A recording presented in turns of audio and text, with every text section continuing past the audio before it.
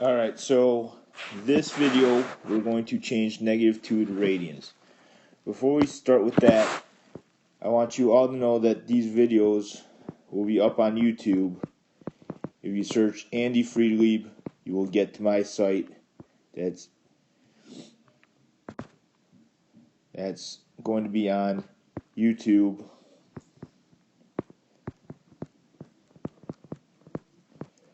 Or, of course, you can always email afriedlieb@wps60.org. Alright, so we want to change -2 to degrees. So how do we change something to be in degrees? We first take our -2 and we multiply it by 180 over pi. So this means I'm going to do -2 times 180 divided by pi in my calculator to see what happens. And I get the answer of -114.6 degrees. Multiply this by pi over 180.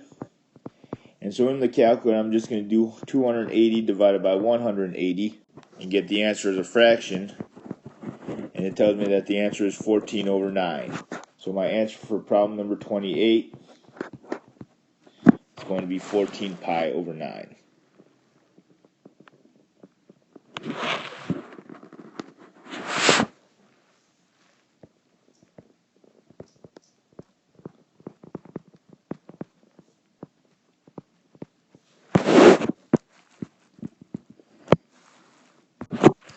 Alright, for problem number 29, we need to figure out the arc length.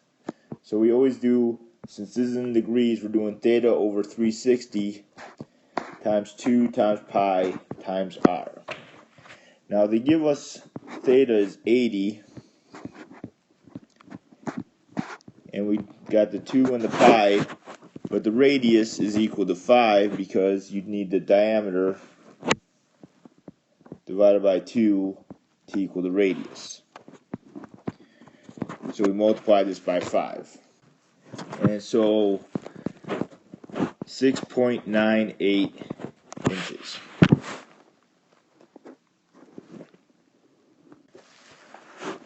For the next one, problem number 30, we're trying to find the area of a sector whose central angle is 225 and whose radius has a measure of 6 meters.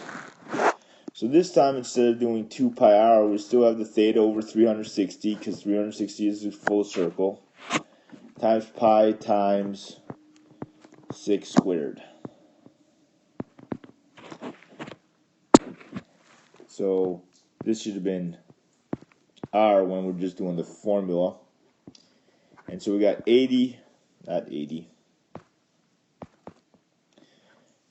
225 over 360 times pi times 6 squared.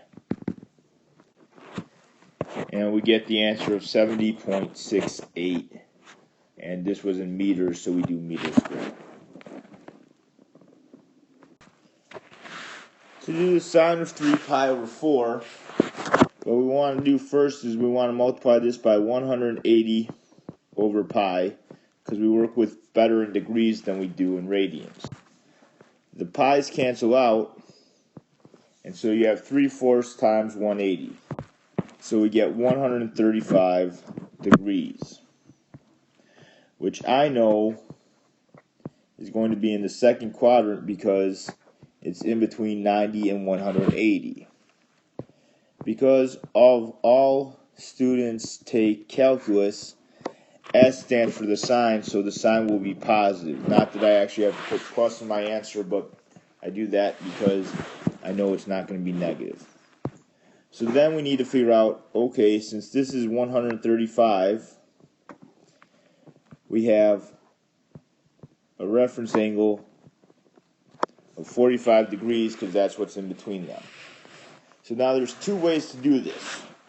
There is the way where we remember the 45, 45, 90 triangle, which is x, x, and x square roots of 2, which means that this is going to be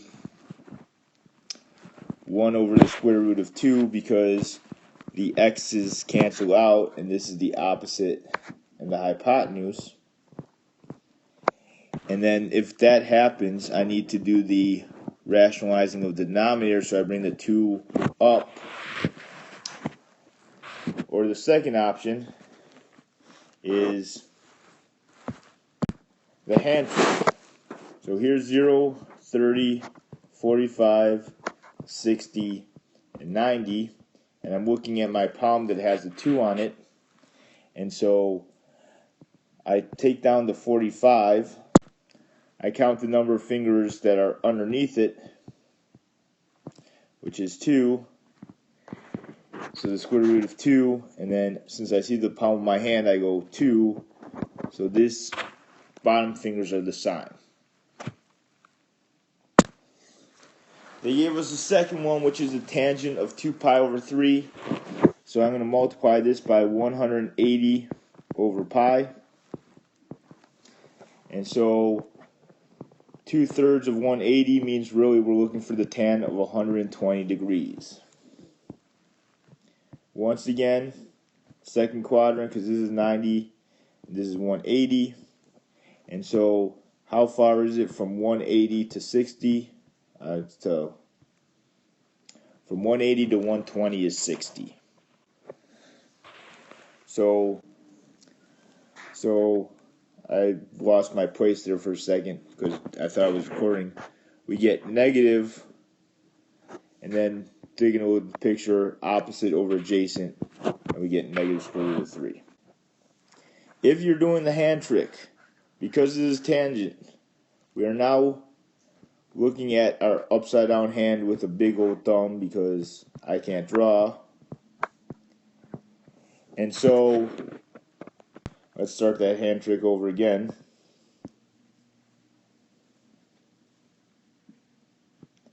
So the thumb is always 90 and 60 and 45 and 30 and 0.